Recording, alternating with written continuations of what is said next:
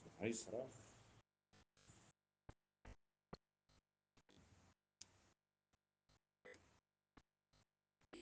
Die gedagte wat ek wil hê u moet raak sien is wanneer ons Hebreërs lees, dan lees ons dit altyd in die konteks van Israel.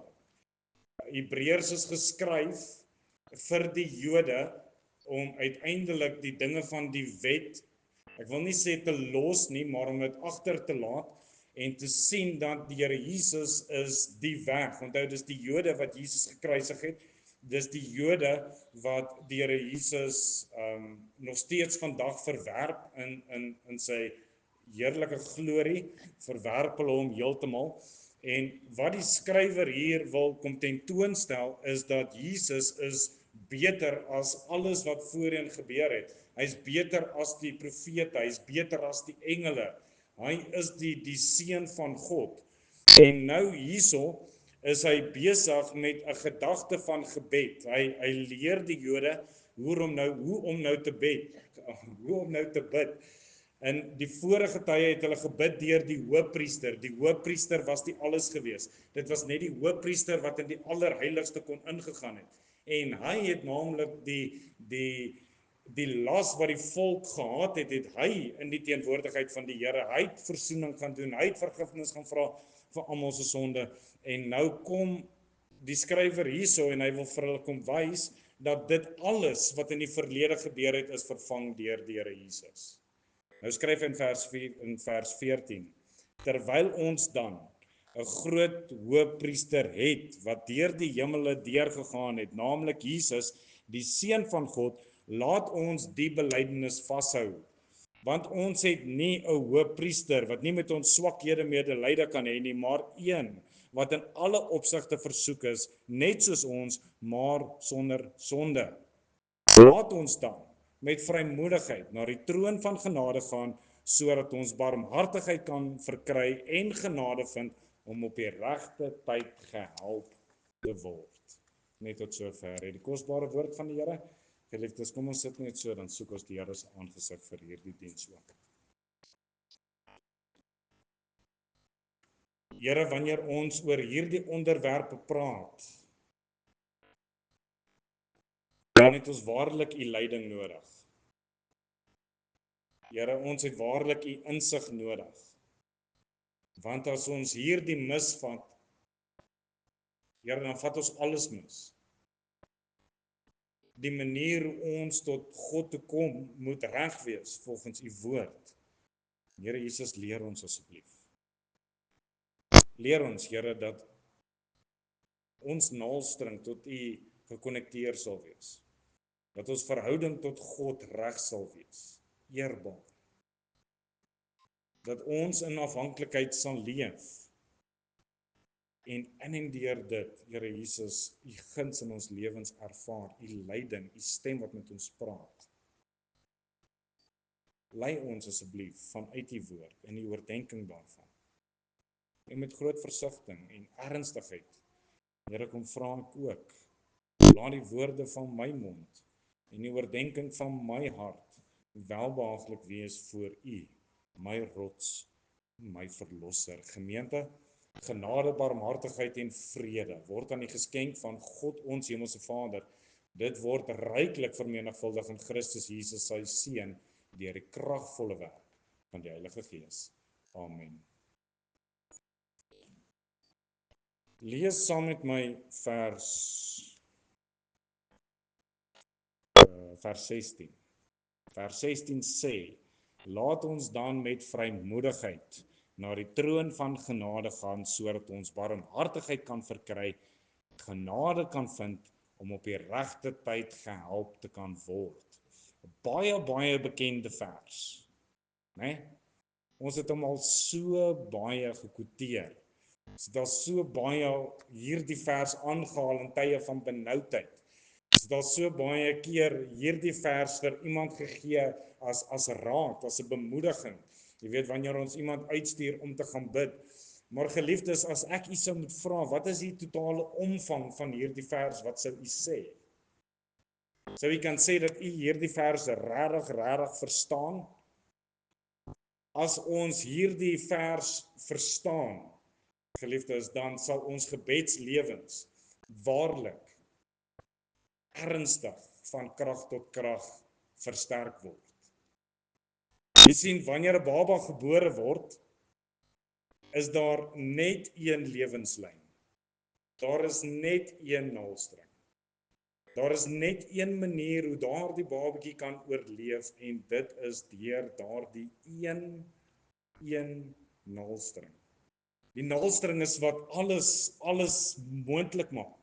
Die naalstreng maak lewe, voeding, suurstof, beskerming moontlik. Sny die naalstreng af en al daai dingetjies verdwyn en daar is nie meer lewe nie. En dan moet ons ook onthou dat 'n babatjie het niks gedoen om daardie naalstreng te verkry nie. Niks nie. Hy was nie 'n goeie babatjie voor die tyd of in die baarmoeder en nou sê hulle, "Oké, omdat jy soet was, hier's vir jou naalstreng." Dis nie hoe dit werk nie. Daardie babatjie binne die baarmoeder verstaan ook nie wat dit eintlik is nie. As jy op die sonars gaan kyk, dan sal jy sien hoe baie babatjies dit ervaar as 'n speelding. Jy weet, hulle speel met daai ding. Dit is 'n lekker speelding. Een van my vriende, hy was een van die babas wat om sy nek gaan draai het. Jy weet, en toe moes hulle hom baie mooi gaan uithaal en sy ma normaal geboorte gegee het, dan sou dit wat hom uiteindelik lewe gegee het, eintlik hom ook doodgemaak het.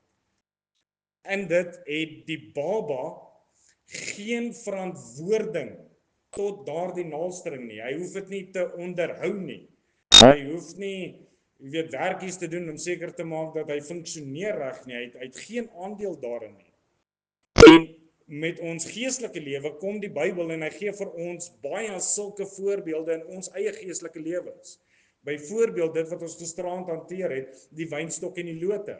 Ons is binne die wynstok geanker en die Here Jesus voed ons. Dis nie ons wat onsself van die lewe hou nie. Dink aan die herder en die skape, die weerloosheid van die skape, een wolf en alles is deurmekaar, maar die goeie herder staan daar en hy pas sy skape op. Die Here Jesus praat ook in die Bybel van brood en water. As jy van hierdie brood kom eet wat hy vir ons aanbied, sal ons in der ewigheid nooit meer honger hê nie. Dieselfde met die water om daai dorsheid heeltemal en al te net te lus. En nooit weer lus jy verkoop nie. Dis geblus. En vandag gebruik ons hierdie beeld weer eens van die voorbeeld wat die naalstreng vir ons het aangaande gebed.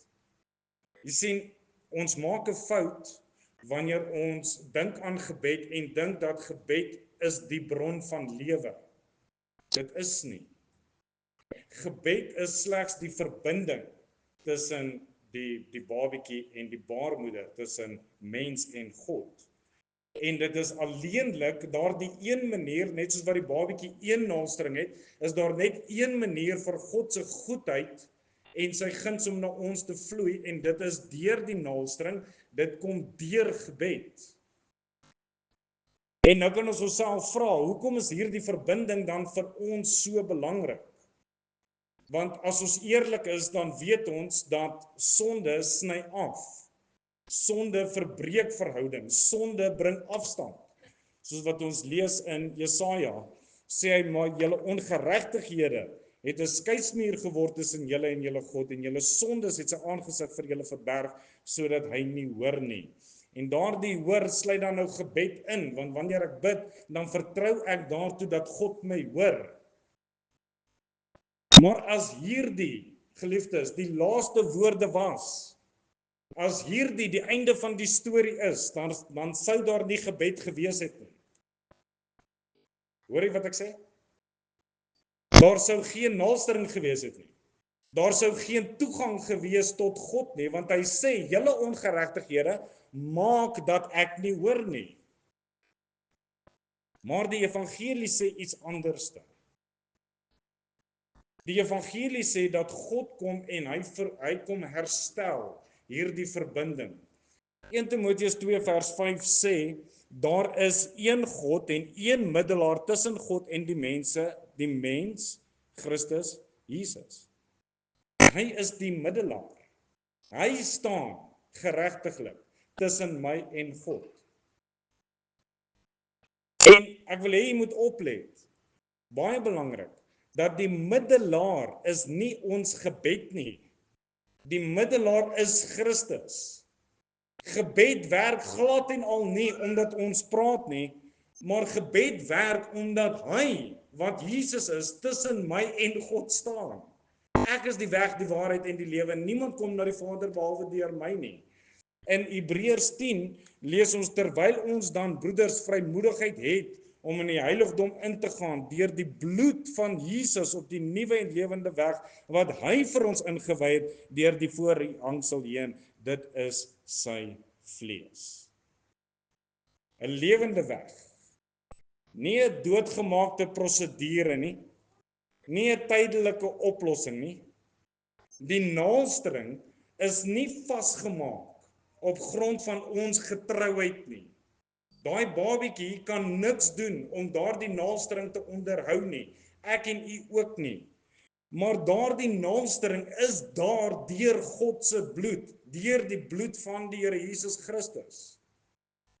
En nou weet ons het dit nou al baie gesien, 'n babietjie wat pasgebore is, wat daar in 'n broeikas gaan lê, hy haal ook self nie asem nie. Hy kan self ook nie eet nie. Maar hy leef. Nie omdat hy sterk is nie, maar omdat hy verbind is. Masjiene haal vir hom asem. Die buise voed hom. Dokters hou hom die heeltyd dop. En so kan 'n kind van die Here nie in selfstandigheid of in ons eie selfstandigheid lewe nie, maar ons leef vanuit 'n verbondenheid wat die Here Jesus daar vir ons gestel het. Hy het dit gestel. Hy maak dit moontlik. Hy onderhou dit. Hy voed ons. Hy gee ons asem. En nou wil ek net weer sê dat gebed is nie 'n poging om God te bereik nie. Gebed is die bewys dat God reeds nader gekom het vir ons. God was daar, maar Jesus kom en hy is die middelaar. Hy kom nader. Hy bring gebed na ons toe en dit is belangrik dat ons dit sal verstaan, want Romeine 5 vers 1 en 2 sê, omdat ons dan uit die geloof geregverdig is, het ons vrede by God deur Jesus Christus, deur wie ons ook deur die geloof die toegang verkry het tot hierdie genade waarin ons staan en ons roem in die hoop op die heerlikheid van God. En geliefdes, kyk na daardie woorde, toegang, dis nie verdien nie, dis nie verdedig nie, dis alles verkry.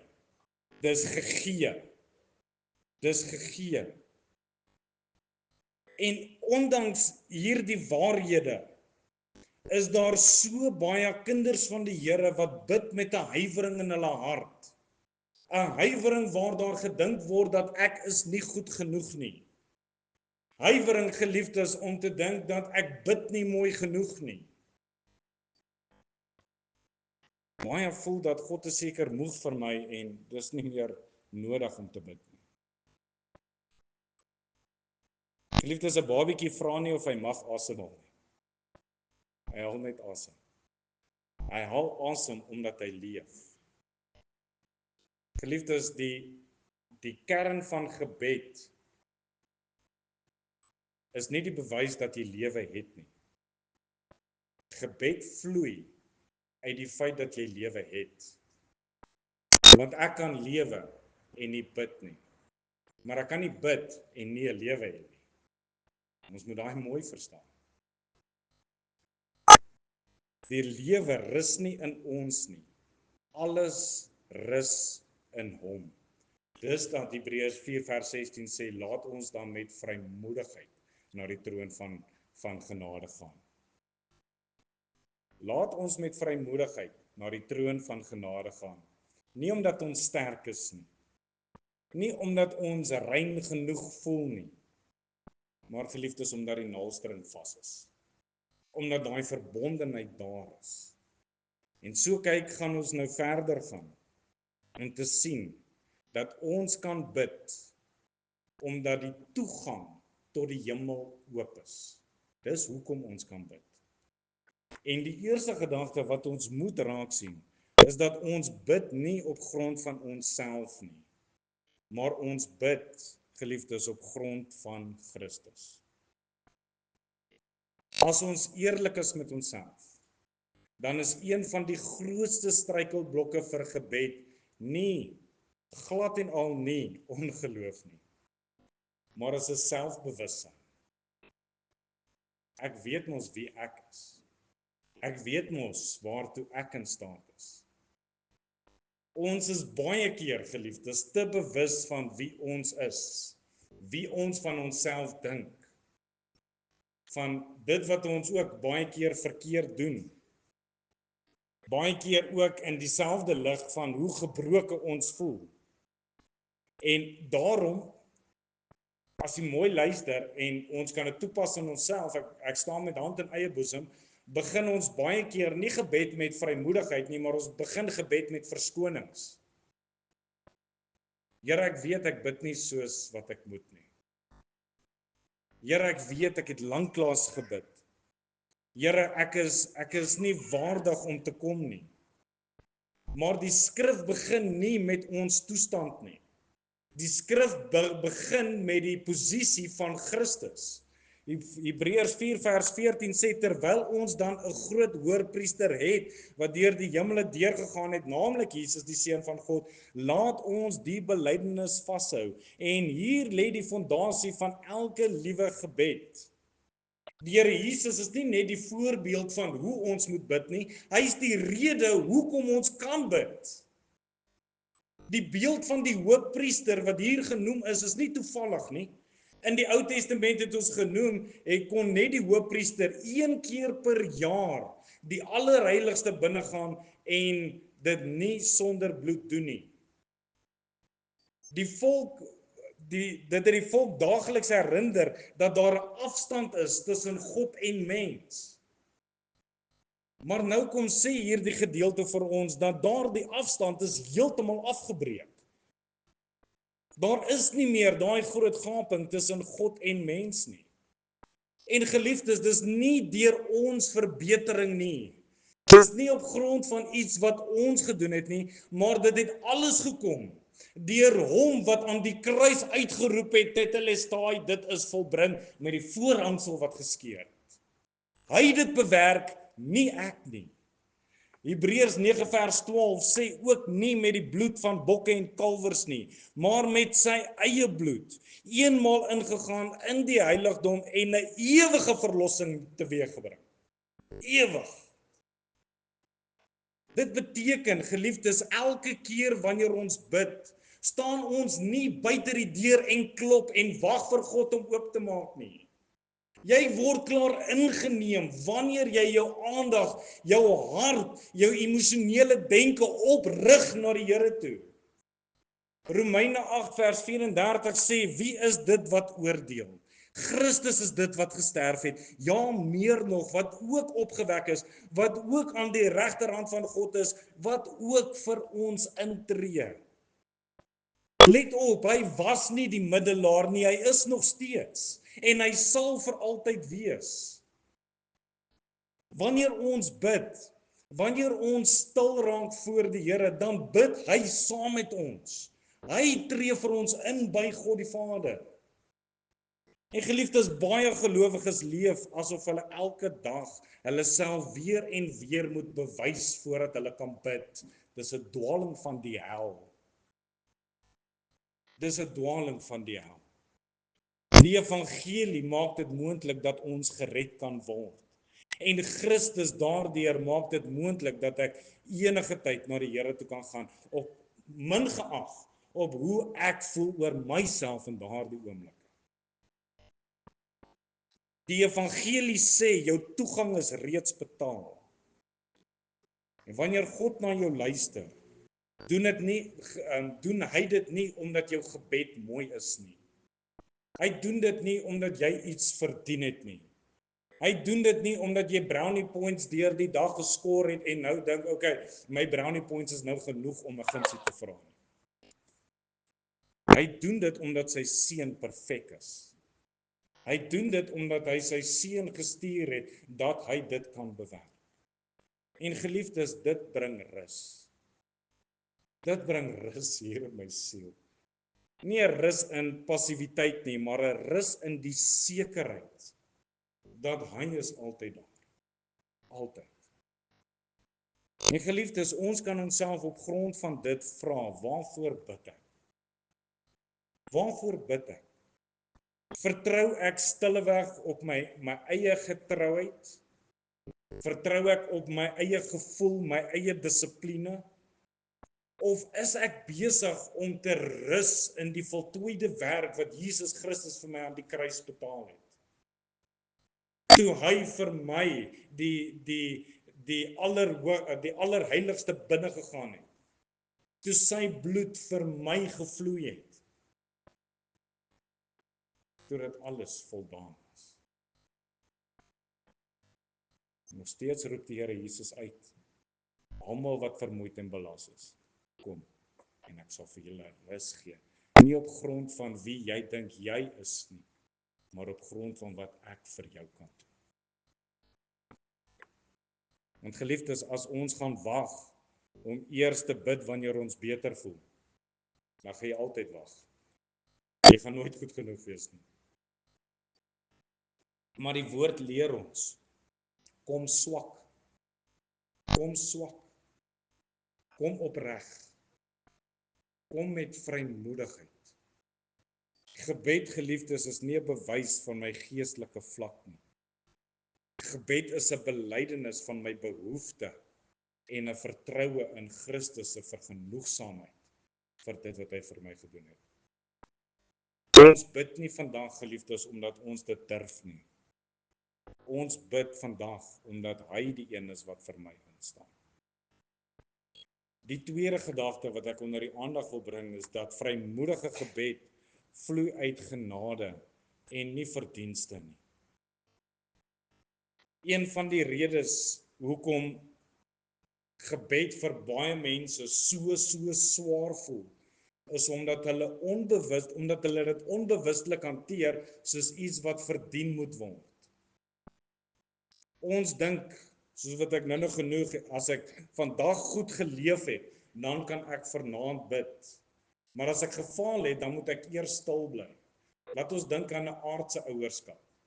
My pa het destyds hy daai 1 tonner H100 bakkies gery. En iets het gebeur en ons het 'n kounfilter op daai ding gesit en hy het geklink soos iets wat as hy by die straat daaronder hoor jy daai bakkie kom en nou weet ons ook op die gemoed van ons, wat het my ma nou net vir hom gesê, en dit beteken as ek daai bakkie hoor, moet ek dalk hardloop. Kom doen ons dit met die Here, geliefdes? Is ons perfek? Nee. Is ons sondeloos volmaak? Nee. Maar nou wanneer dit by gebed kom, nou klink dit soos daai bakkie wat by die straat opkom en ons wil net hardloop. Ek rig weer vers 16. Laat ons met vrymoedigheid na die troon van genade gaan, sodat ons barmhartigheid kan verkry en genade vind om op die regte tyd gehelp te word. En geliefdes, ek wil hê u moet hierdie vers sien en 'n prentjie maak van dit. En ek wil hê dat u in daai prentjie moet sien dat hierdie is nie 'n troon van prestasie nie. Ons moet nie wetties raak nie. Die Here sien nie die uiterlike aan nie, hy kyk na ons harte. Ons uiterlike is soms so mooi en so fraai, maar binne is ons besig om dood te gaan, want daar is geen lewensasem nie. Geliefdes, ek wil hê dat u hierdie troon moet sien, en daar in daai verse moet u kan raak sien, dat dis nie 'n troon van beoordeling nie. Glad en al nie. Dis nie vir die vers sê nie. Maar ons hanteer gebed baie keer so, om te sê dat wanneer ek nou in die teenwoordigheid van die Here kom, dan staan hy daar met 'n paplepel om my eers te slaan vir alles wat ek verkeerd gedoen het. Dis nie so nie. Dit is 'n troon van genade. 'n Troon van genade. Die skrif sê nie, kom wanneer jy alles reg gekry het nie. Hy sê kom sodat jy genade kan ontvang. Genade, geliefdes, is nie die beloning vir goeie gebede nie. Genade is die rede waarom gebed moontlik is. Efesiërs 2 vers 18 sê, want deur hom het ons albei die toegang tot, want deur hom het ons albei die toegang deur een Gees tot die Vader. En daardie toegang, daai woord in die Grieks, beteken letterlik 'n oop deur. En dan staan hy in die futurum, wat beteken dat hy staan tot in die toekoms, staan hy oop. Hy word nie toegemaak nie. Dit is 'n blywende uitnodiging, kom. Kom sodat jy genade kan ontvang. Ten spyte van wat jy vandag gedoen het, ten spyte van dit waarmee jy besig is, kom sodat jy genade kan ontvang. Kom. Gelukkig is dit nie 'n besoekspunt met 'n permit wat verval nie. Glad en aan.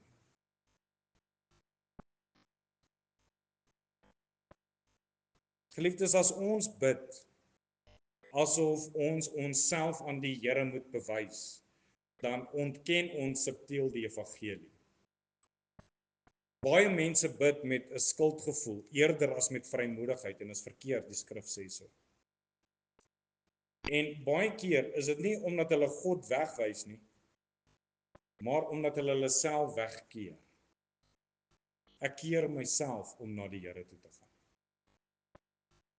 Baie mense dink dat God moet nou al seker moeg wees vir my. Maar die Bybel sê hy nooi ons juis omdat ons swak is. Want ons het nie 'n hoëpriester wat nie met ons swakhede medelyde kan hê nie, maar in een wat in alle opsigte versoek is, net soos ons, maar sonder sonde. Geliefdes, hy weet, hy verstaan. En weet jy wat? Hy nooi jou nog steeds, kom met vrymoedigheid, ten spyte van. Ek wonder waar het ons begin glo dat ons eers iets moes wees voordat ons bid. Ek wonder waar dit begin, waar skaamte ons stil gemaak het. Ek wonder waar het ons op die punt gekom, geliefdes, en ek veralgemeen nou, waar mislukkings maak dat ons liewerste sal teruggaan in plaas daarvan om vorentoe te gaan. Die uitnodiging vandag is eenvoudig. Kom. Moenie wegbly nie, kom. Kom met vrymoedigheid. Want die Here wil met jou praat. Die Here wil dit wat verkeerd is regstel. Die Here wil oortuiging in ons lewens bring. Hy wil dit doen. Maar hy kan dit nie doen as ek nie na hom toe kom nie. En dan gaan ek nie na hom met selfvertroue nie. Ek gaan na hom toe met geloof. Want vrymoedigheid in gebed kom nie uit 'n selfversekerdheid van ek nie. Dit kom uit 'n sekerheid, 'n besef van die genade wat vir my daarbo wag. Ons kom nie omdat ons waardig is nie, geliefdes. Ons kom omdat Christus genoeg is. Hy het die prys betaal en hy staan as middelaar en hy roep vanaand weer, kom. Die derde gedagte wat ek wil uitwys, is dat wanneer woorde opraak, hou Christus en die Gees ons in gebed vas. En hierdie is een waar hierdie pienat tussen my ore kan dit nie verstaan nie. Ek kan dit regtig nie verstaan nie. Want daar kom oomblikke in ons lewens waar gebed nie natuurlik vloei nie. En baie keer is dit nie omdat geloof weg is nie, maar omdat daar 'n las gekom het wat te swaar geword het. Baie keer kan pyn te diep voel. Soos al baie keer daardeur, wanneer ons 'n geliefde verloor, dan is dit baie maklik om vir oomblikke kwaad te word vir die Here en te vra, Here, hoekom? Daar is baie dinge in ons lewens wat gebeur wat ons seermaak. En dan in en deur dit kan dit ons weerhou van gebed, omdat ons op 'n plek kom waar ons die Here nie vertrou nie, al daardie pyn wat te diep sny. En dis juis in omstandighede soos hierdie waar baie mense begin dink dat ek kan nie bid nie. Ek voel te ver van die Here af. Maar die skrif leer weer iets heeltemal aan die teenoorgestelde kant. Romeine 8 vers 26 sê, net so kom die Gees ons swakhede te hulp, want ons weet nie reg wat ons moet bid nie, maar die Gees self tree vir ons in met onuitspreeklike sigtinge. Let op, dat die teks sê nie as ons swak is nie, en sê wanneer ons swak is. Geliefdes, swakheid, wanneer ek swak voel, is nie 'n uitsondering van die geloofslewe nie, dis deel daarvan. Dink aan Jakobus 1. Ek sal nog eendag as ons in die hemel is, sal ek waarlik wil hoor wat Jakobus bedoel het toe hy gesê het, ag dit loutere vreugde my broeders, wanneer julle in allerhande versoekinge val. Kan hy dit sê? Wees bly wanneer die moeilike dinge oor jou pad kom wat jy weet hulle kom. Maar jy moet bly wees daarin. Kan hy dit sê? Maar is kosbaar dat wanneer daardie dinge gebeur en wanneer dit sleg gaan en wanneer die wêreld teen my is en wanneer dit voel dat ek nie kan bid nie, dan tree die Gees vir my in. Ons moet dit besef. Nie in 'n manier om ons te vervang nie, maar in 'n manier om ons deur dit te dra. Geliefdes, dit beteken in sigself, wanneer jou gebed net 'n sig is dit genoeg. Die Gees self tree vir ons in. Geliefdes, wanneer jou gebed is met trane, wanneer daardie oomblikke kom, wanneer die trane rol en jou hart en jou mond kan net nie bymekaar kom om dit oor te sit in woorde nie. Ek kan my trane voor die aangesig van die Here uitstort en hy sal nog steeds verstaan wat in my hart aan die gang is, want die Gees wat in my woon, hy tree ook vir my in. Geliefdes, wanneer ons gebed net stilte is dit ook genoeg. Gebed lê nie in die krag van ons woorde nie, maar gebed lê in die krag van God se genade. Hy wat gesê het, nog voordat julle iets spreek, weet ek dit. Hoe sal hy dit weet? Want die Gees tree vir ons in. Die Gees tree vir ons in op grond van Jesus wat die middelaar, God wat nader gekom het na my en jou toe, sodat ek nie alles reg hoef te hê nie. Ek hoef nie daarin te gaan met groot woorde en redenasies en teologiese debatte en skrifverse en al die klas van goed nie. Die Here verstaan dit alles. Alles. Ons bid nooit alleen nie. Mag ons dit besef. En selfs wanneer jy stil raak, dan raak die hemel aktief. Die Seun pleit, die Gees sug en die Vader hoor.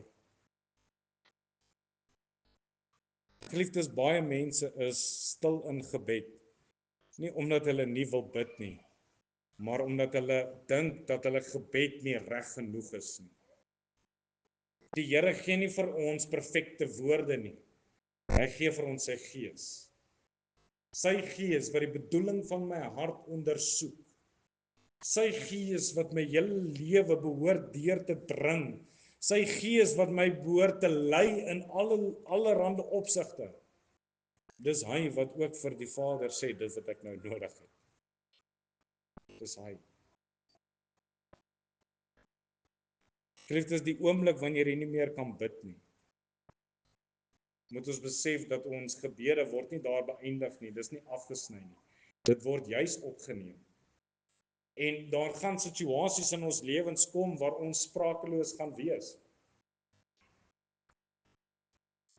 Ek is mal oor die guts wat Dawid gehad het. Dawid was 'n man gewees wat vir die Here reguit gevra het, Here, hoekom? Hoekom sien u al hierdie ongeregtigheid en u doen niks nie?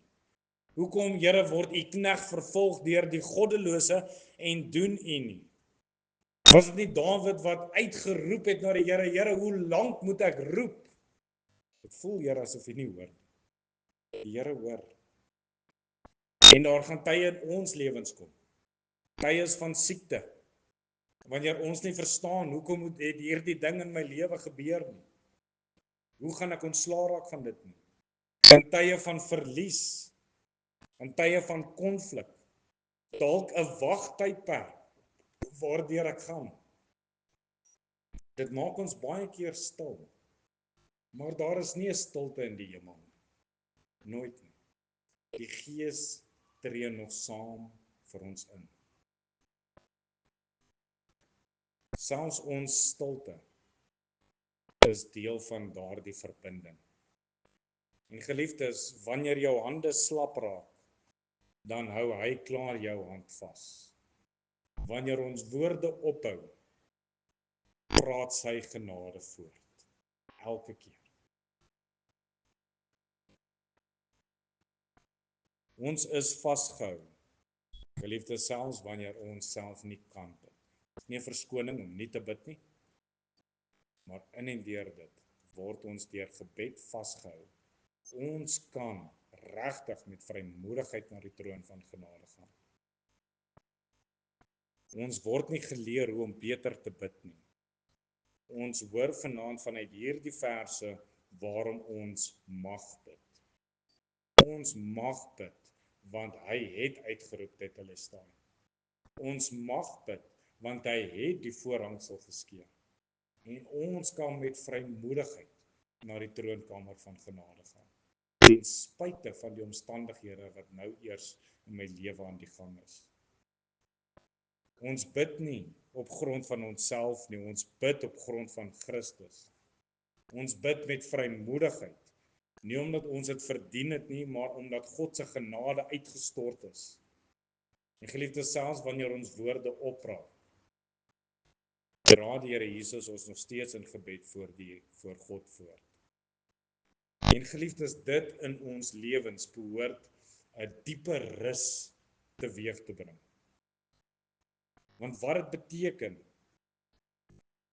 vir elkeen van ons is dat ons net weer besef dat ons gebedslewe staan of val nie op grond van ons emosies nie. Glad en al. Gebed hang nie af van ons dissipline nie.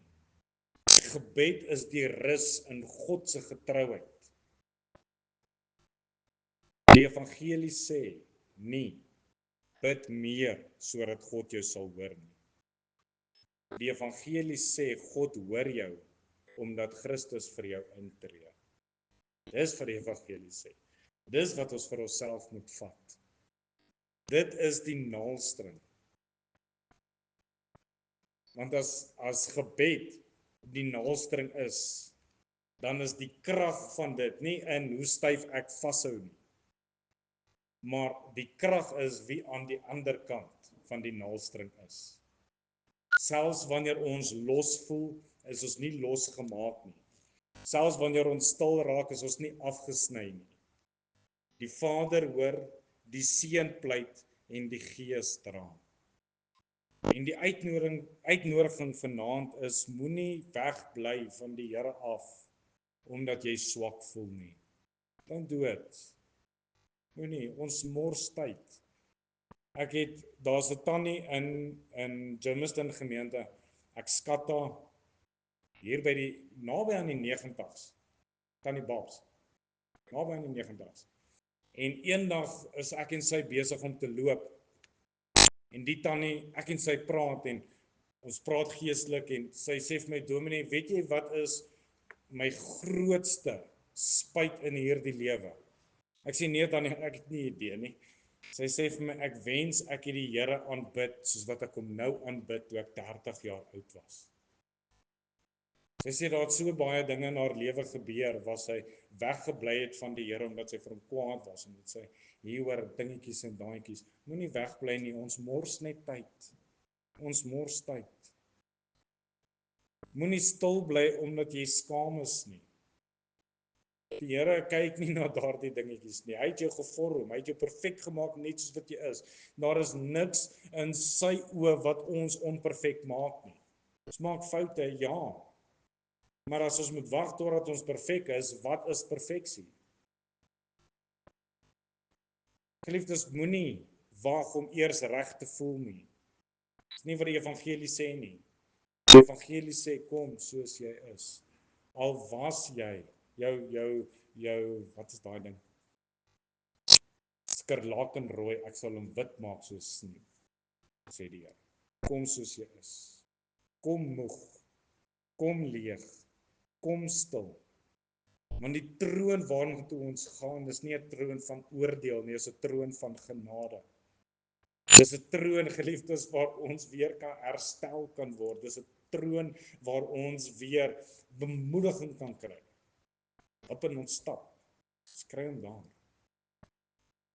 En soos wat ons vorentoe beweeg in hierdie reeks, geliefdes, gaan ons nog sien dat gebed is nie net toegang nie, maar dis ook volharding. 'n Bly by God selfs wanneer hy stil voel, maar vandag weet net dat jy's nie alleen nie. U bid nie alleen nie. Ons word in en deur dit alles altyd deur gedra. Amen. Kom ons bid saam.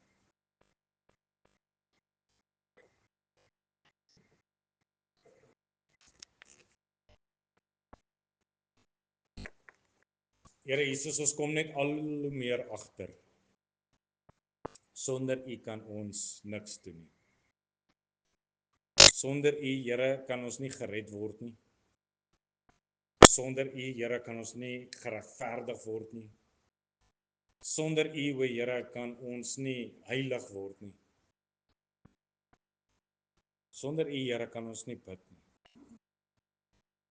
En dankie. Dankie, Here. Dankie dat U in die gestalte van God was en dit geen roof geag het, dit alles te verlaat, om aan ons gelyk te word.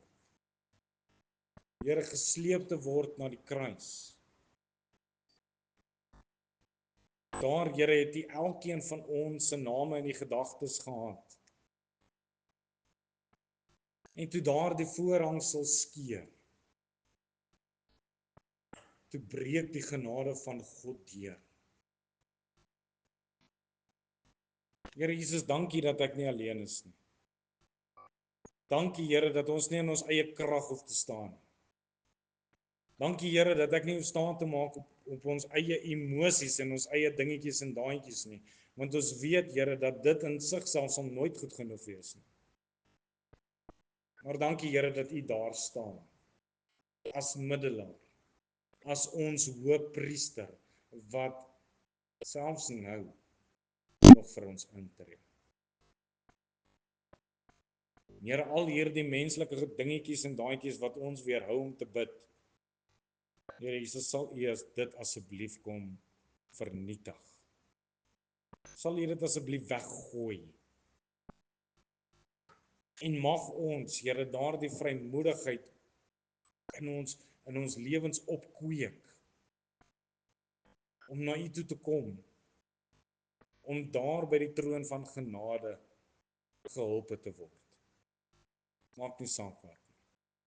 Om op die regte tyd hulp te kan verkry. Mag ons nie uitstel nie. Ons eer U daarvoor.